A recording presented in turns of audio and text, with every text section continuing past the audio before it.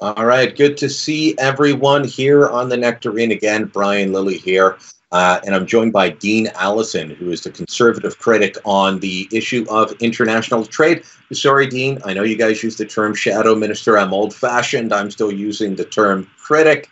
Before we get into NAFTA, you are the NP. What's the official title of your riding? It's Niagara West. Niagara West. Okay. And I know the area well because you actually represent my parents. You are my parents' MP, and they're in the up on the mountain in Hamilton, but you're down in Beamsville, down towards the beautiful Niagara Wineries region. Give me a sales pitch on visiting one of the most beautiful parts of Ontario for people that have never been there, and an area that, as I was telling you before we went on air, it grew everything that went into your jam when I was a kid, and now it grows everything that goes into your wine bottle now. Tell me about Beamsville. Tell me about the Niagara region and your gorgeous area. Sure, absolutely. We represent an area, called the Beamsville Bench, as you mentioned, and we have about 50 wines. Niagara-on-the-Lake has got slightly less than that. I always kid Rob Nicholson, the member down there, that they grow, some of that okay wine. Most of our wine, I think, is spectacular. You come during the summertime, you can pick cherries and all kinds of other things, and strawberries and all, as you said, tender fruit, but mostly great wines. And now we actually have a brewery, which is nice, a craft brewery called Bench Brewing, oddly enough, which has got a beer called Balls Falls, representing the area. And then, of course, we've got... Well, for people that don't know, that's an actual place. It's not just something to giggle at. Balls Falls is a real place. It's a gorgeous spot for a good hike. Right, Mini Niagara Falls. There, and then we've got a couple of distilleries. Dillon's, which is an up-and-coming distillery, is in the riding, as well as 40 Creek. So we got lots going on there. So there's something for everybody when it comes to alcohol, for sure.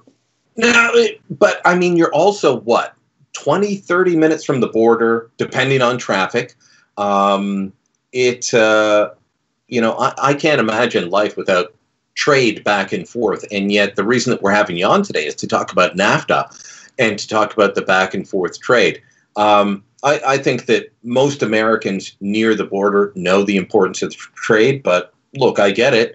U.S. President Donald Trump, I actually have been saying for the last little while, he sounds an awful lot like our Prime Minister, Justin Trudeau. They both say, I want a good deal for my country, and I'd rather have no deal than a bad deal. I don't think either one of them would like the comparison, but they're both saying the same thing. Here's my problem.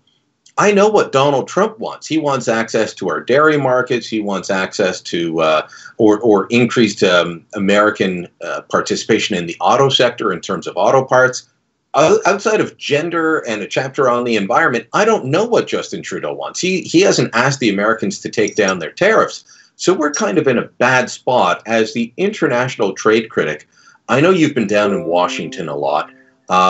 What are you hearing? What are you concerned about? What do you think are the areas where we can find compromise with the Americans and get a deal that's so vital to both of our countries? Well, I've been actually doing roundtables around the country, but out west and southwestern Ontario. I've talked to over 125 business owners, stakeholders, associations, and in about 14 different cities. And what I'm hearing from all these people is that we need a deal, and we need it yesterday. It certainly relates to some of the tariffs around steel and aluminum, and they're saying the uncertainty is killing them. And I've talked to some businesses say that if this is not resolved shortly, it represents an existential threat to the survival of their businesses. I've talked to a number of businesses that are saying, you know what, Dean, we love Canada, but we're actually thinking about maybe moving production to the U.S. I've heard one company say we're looking at China. So this uncertainty in the long term is going to kill us. Now, what are some of the things that Mr. Trump wants? He has talked about dairy as one of these things. I know that when we looked at doing a deal when it came with CETA or the European Free Trade Deal, there were 3.5% or 3.25% of cheese and dairy that we looked at. There was provisions for CETA or CPP, or now called TPCPTP. Well, that's a mouthful. So I think if you look at what's going on right now, we should have been out there 8-9 months ago getting the deal done and making sure that we had some access to stability, because people are saying the uncertainty is the thing that is killing them more than ever right now. Not knowing what's going to happen. The fact that tariffs are coming one way and going back. The government announced $2 billion in tariff relief at Stelco. And yet, when I've talked to small and medium-sized enterprises, not one of these businesses have been able to access any of this money whatsoever. 1.7 billion. You mentioned that in the European trade deal and the Pacific Partnership deal, the Conservatives, when you guys were in power, were able to keep supply management. Now, I might be in favor of just saying, you know what, our dairy farmers are some of the best in the world and they could survive without supply management. That might be my view. But your party's view, the governing party's view, is no, keep supply management. But you guys were able to sign trade deals that allowed supply management to survive, but gave some access. And the Prime Minister, when he's asked about this, will only say, no compromise. He's going to stand for it. The U.S. president's made clear, you're going to give us some access or we're going to put huge tariffs on your autos. And so we're kind of in this weird position where you've got a choice between dairy, which is about, according to Government of Canada stats, about 41,000 jobs, or autos, 125,000 jobs. I don't think we want to see all those jobs disappear in either one, but math is math. Well, and I was just down to the Chrysler plant in Windsor, right? They've got over 6,000 employees there. They've got another 4,000 in Brampton, plus all the supply chain. So you just hit the nail on the head. There's a ton of jobs involved in both. And I think that there needs to be some flexibility. And I think that Mr. Trump, I don't believe he's looking to dismantle it. I believe he would like to have greater access. And I think that what is going on right now is that, no one knows where they're at. If you look at, and it's the tariffs, he said he would put a tariff on steel and aluminum if we didn't act. And guess what? He did it. He's now talking about 25% tariffs on automobiles, which will destroy the industry. And the reality is that, as I mentioned earlier, my earlier points, the uncertainty is what's tough, not just on autos, not just on dairy, but on all the supply chain around these particular fields. And I think that's what's the challenges and where the potential long-term damage is. If people are saying, I talked to 2 or 3 organizations just in Toronto, in Windsor, as a matter of fact, and they said, we're ready to double the size of our facility. We are not doing anything. We are not going to put a nickel into what we're doing right now because we don't know what's going to happen in the future.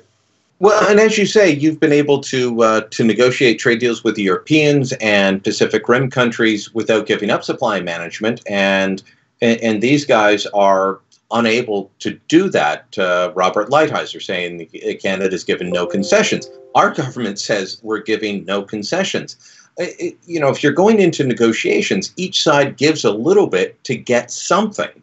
And if we want to continue to export 90% of the automobiles that we manufacture in Canada into the United States market, we might have to give up some access on dairy. Well, guess what? We can also get access to dairy. And I think our cheeses and our dairy products and our ice cream would be very welcomed by the Americans who love quality products, and we have them. But I just don't get this government. And, from what I'm hearing, their negotiating position, their opening and closing position on everything is no. Well, the other thing we don't know is that when they were at the G7, it appeared like they had a deal as they walked away. Mm-hmm. And then, Mr. Trudeau decided to stand on a pulpit when Mr. Trump was in flight on his way to North Korea or on his way to Singapore, North Korea, and said, we will not be bullied.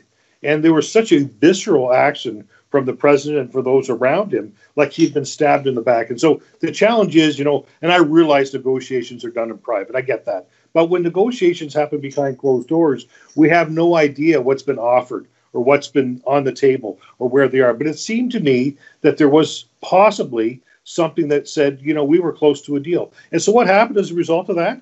They decided to negotiate with the Mexicans. And so Mexico was able to come up with a deal, and we were shut out on the outside looking in and then saying, by the way, guys, here's the deal. Now take it or leave it. And so that's never a good position to be in when you're not inside the room. You need to be in the room. You need to be having these conversations, and you need to be moving forward. Speaking with Dean Allison, he's the Conservative MP for Niagara West, beautiful part of the country. I might be biased. And also the international trade critic for Shadow Minister for the Conservatives. So we're talking about NAFTA. Dean, you mentioned earlier about the steel and aluminum tariffs. You mentioned that you've got a brewery in your area now. I was talking to a couple of brewers here who I said, so are the aluminum tariffs hurting you? And they said, yes, but not in the way you think. And I said, well, what do you mean? And they said, we can't get cans. I said, what do you mean? They said, well, after the tariffs were announced, some of the big guys went in because there's only, for those tall boy cans that we all love drinking our beer out of in the summer, those tall boy cans, there's two manufacturers and they're both in the United States. We don't make them in Canada. The aluminum may come from here, but the cans are made in the States. And this one brewer said to me, Brian, after the tariffs were announced, the big guys went in and bought up as much as they could before the tariffs went into effect so that they could avoid the 10% tariff. And he said every small brewer is scrambling. And some of these guys have had beer that's ready, sitting in the tank, ready to go. They don't know what to do with it. Are you hearing things like that? You know, as you say, well, Stelco is, getting some relief from the government. But these small guys, they're just sitting there hurting and wondering what the government's doing.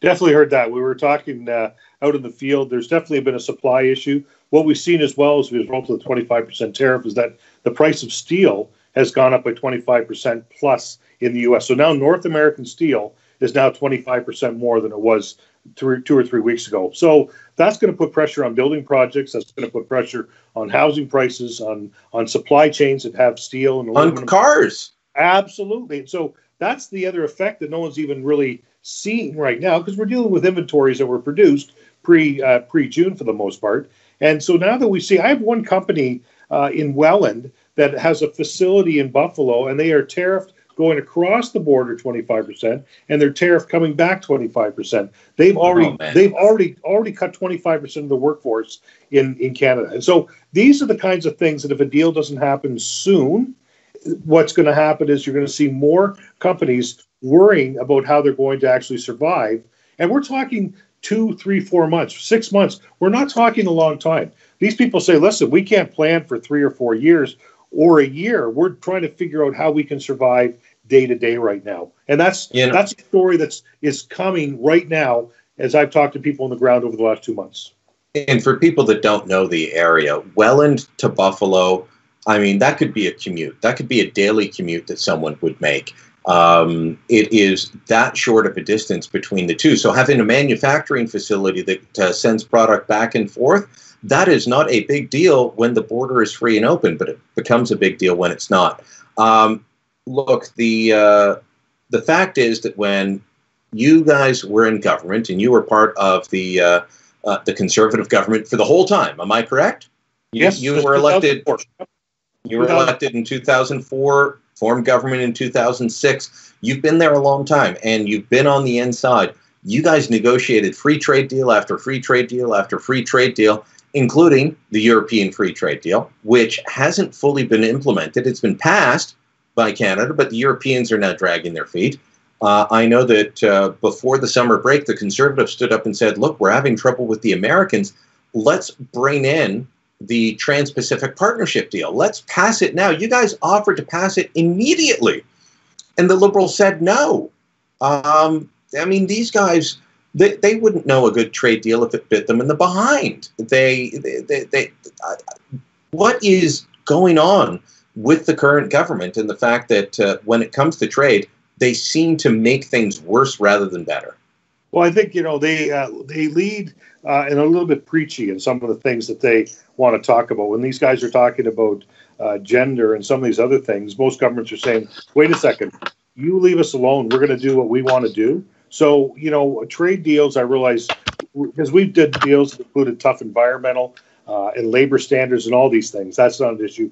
But I think that countries are a little frustrated when the Liberals show up and say, we want to deal with all these things, and they say, no, we want to talk about trade. Yeah, well, and I want to read to you, and I'm just pulling it up on my computer if people are wondering where I'm looking as we're talking. So they keep pointing to the Canada-Chile Free Trade Agreement, which they updated and put a chapter on gender on last year. And I read the thing. It's got lots of flowery language, and it talks about equality of genders. Hey, nothing that any of us are going to argue about. But then it gets to this point, okay? And I'm going to quote from the agreement, and anyone that doubts this, you can find the link at brianlilly.com. It says, a party shall not avail itself of the dispute resolution mechanism provided for in Chapter N, Institutional Arrangements and Dispute Settlement Procedures, with respect to any matter arising under this chapter. So the chapter on gender says, if there's a problem, you can't go to the dispute resolution mechanism for it. It effectively says everything that was said above this has no teeth. So, we've signed this agreement with Chile, and I don't expect that Chile is a country that will pass a law tomorrow saying you must pay men twice as much as you pay women. But let's say they did. And then Canada said, well, wait a minute, this is unfair and you're not treating women correctly. And we have an issue with this. The response from the free trade agreement is, so, too bad. So why is this Justin Trudeau's, his bête noire? Why is this his, real issue that he wants to push in these trade deals instead of saying to Donald Trump, you want rid of our 300 or 270% tariff on dairy. What about your 300% tariff on peanuts or on tobacco or on any of these other things? On sugar, I know people don't think that Canada produces a lot of sugar, but we make some sugar. It's beet sugar down in places like the Eastern Townships of Quebec. We manufacture these things. The Americans can be protectionist as well, but rather than Justin Trudeau going down and saying, we'll lower our tariffs, you lower yours, he's fighting to keep our tariffs high and insert these chapters that just annoy, as you say, the other countries. Well, and if you look at what happened recently when it came to wheat and China, and they were shut out, what was the first thing that Mr. Trump did? He had a bill for, $12 billion in support for the wheat and a lot of the producers. And so, that's the other elephant in the room, Brian, is that many countries subsidize some of their agriculture. And the reality is, if you want to say we want to be fair across the board, then the country that's also asking for that should be prepared to remove some of the subsidies that they provide as well. And that's what's so frustrating, is that this happens time and time again. And yet it's always a question of what can we do versus what is the country that we're trying to trade with and negotiate with. What are they prepared to do as well? Yeah, I always say nobody has clean hands. Everyone likes to claim they're a free trader, and then you look at what each country is doing, and everyone protects their favorite industries. And I just haven't heard this government say, you've got to take down your tariffs on A, B, or C. In fact, I haven't heard an ask from them at all on what they want from the Americans outside of these issues that, okay, they sound nice and progressive, and they're going to get talked about nicely on CBC, but they absolutely mean nothing if you read them, because they have no teeth. There's no enforcement mechanism, and it's a little frustrating. Where do you think the negotiations go starting Wednesday morning? Well, I'm hoping that we're going to get a deal, but I'm not optimistic at this point in time. You've heard Trump now talking to the Congress and saying, don't you get involved, right? He's threatened them, saying, we don't want you to be a part of it. He wants to put us in a corner where we have no options. And I really hope that they will just go down there and say, we need certainty. We need certainty not for all the small and medium-sized enterprises, steel and aluminum, autos, and business in general. We're trying to attract investment in Canada. It becomes tougher and tougher when people think that the end goal is that it's going to be tougher to get your goods and services across the border. Well, if I was that company you mentioned in Welland with the plant in Buffalo, it'd be tough for them not to say, you know what, we're just moving production to Buffalo because then we have access to the bigger market. And I wouldn't be able to fault them for doing something like that. And think of how many other examples there are like that straight across the country. Brian, there is such an issue of companies either closing or moving that these job losses, how we handle this deal in the coming weeks and months, will determine what manufacturing looks like in this country over the next few years. This is a very important deal that needs to get done, and it needs to get done in the right way. All right. I don't want anyone to go away because I'm going to continue the conversation on a couple of issues, including what the Liberals did today at committee when it comes to the Trans Mountain Pipeline and Justin Trudeau's push for a gun ban. But I want to thank Dean Allison for joining us here on the Nectarine. Dean, thanks so much for the time. Conservative MP for Niagara West and the shadow minister on the issue of international trade. Dean, enjoy Beamsville. Thanks, Brian. All right, don't go away. Back with you in just a moment.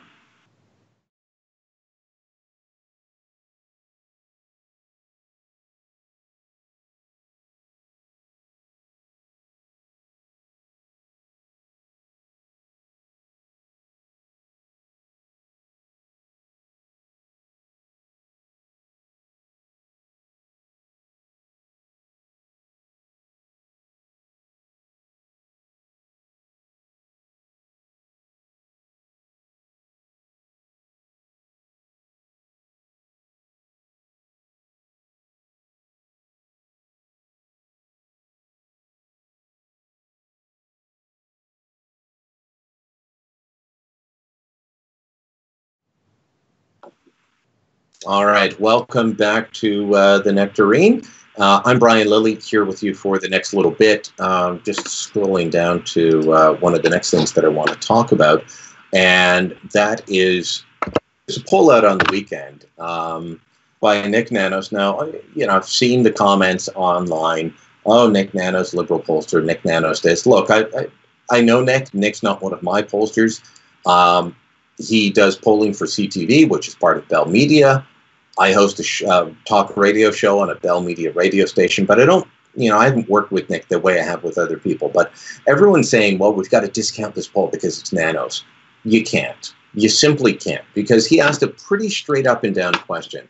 Now, you may not like the answer, but it was a pretty straight up and down question. I want to read it to you. It says, handguns are currently restricted in Canada. Would you support, somewhat oppose, or oppose a total ban on handgun ownership by anyone other than police or other security professionals? Now, the disturbing part is that 67% of Canadians said, yeah, I'd support that. 48% said they would support it. 19% said they would somewhat support it.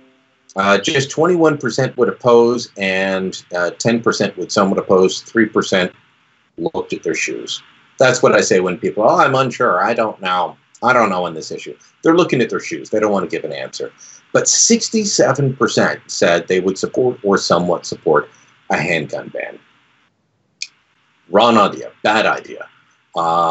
It's not something that will work. What is the handgun ban idea? It is taking handguns away from people that have registered them, yet we still have a handgun registry. Did you know that? We've had one since 1934. It's been effective. It has been affordable. It has not cost us $2 billion like the long gun registry did, which cost us $2 billion and didn't work. This one works.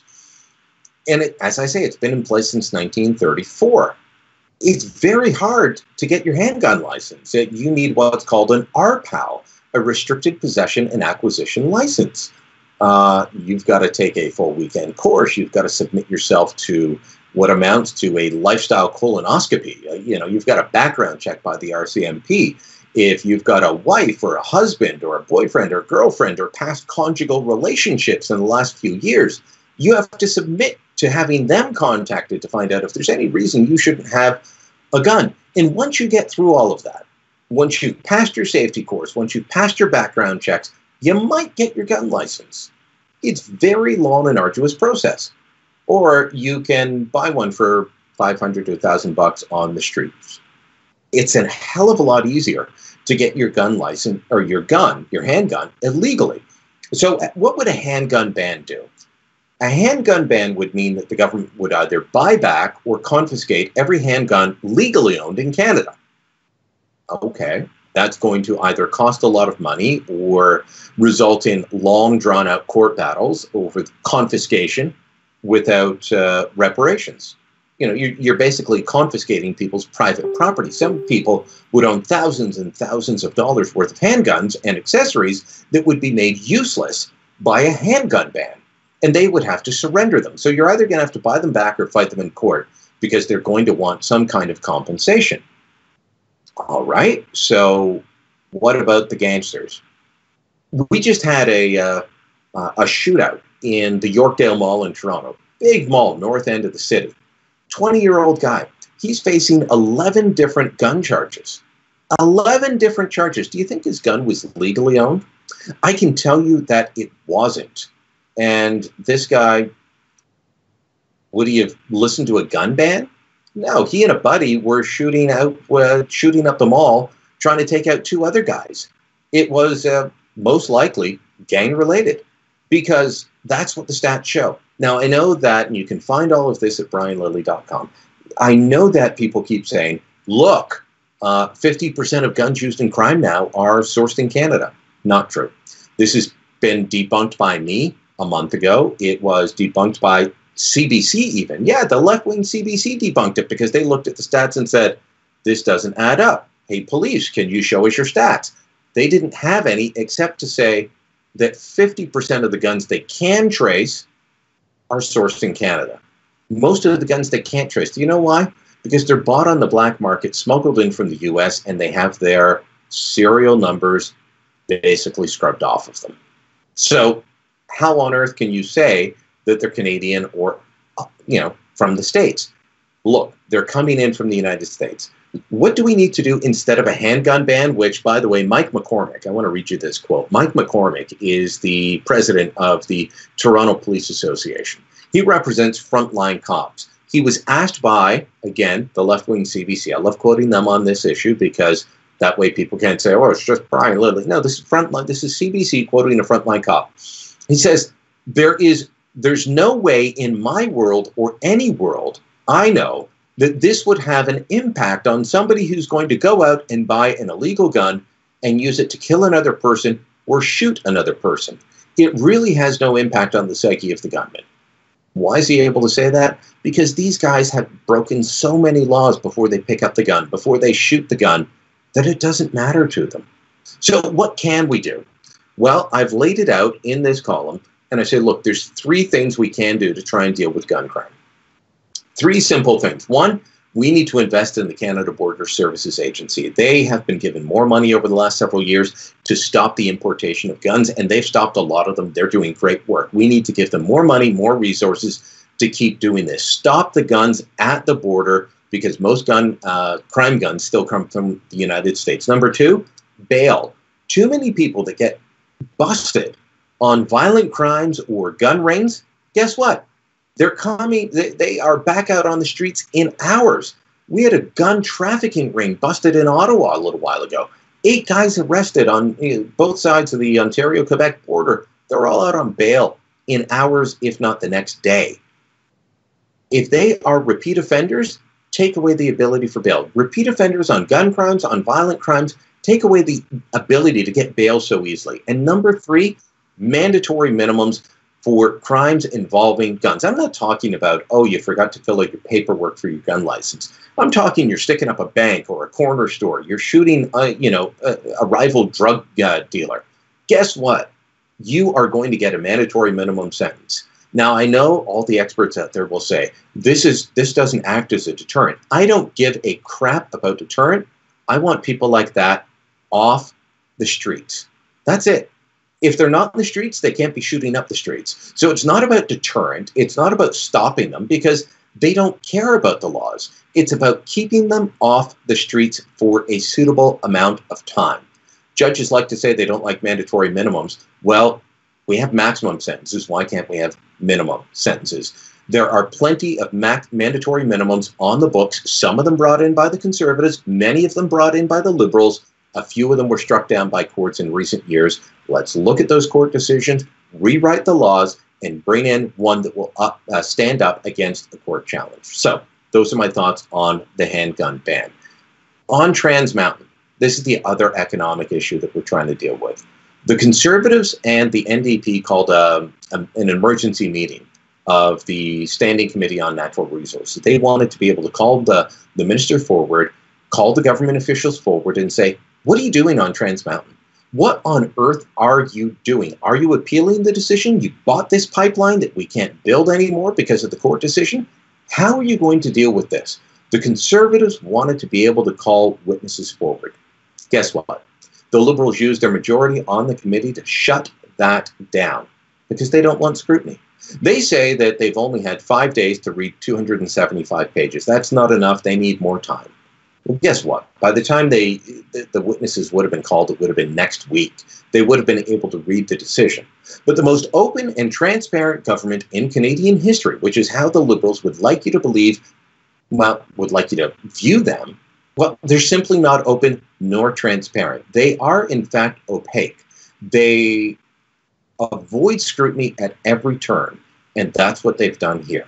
They have shut down a committee of parliamentarians from being able to ask the government to answer for their follies, to answer for the fact that we spent $4.5 billion. It came out at committee today that, hey, guess what? We paid about double what the pipeline was worth, what the pipeline and the possibility of expanding that pipeline. We paid double, and we still can't build a thing.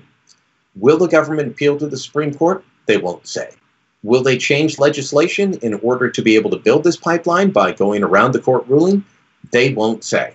All they'll say is, we'll build this pipeline. We'll get the pipeline to Tidewater. Guess what? They've been saying that for a couple of years now. And since May, they've been telling us that they're going to build it. In fact, they said they bought the pipeline so that we wouldn't miss out on the construction season this summer. Do you know how much of the pipeline was built this summer? Nothing.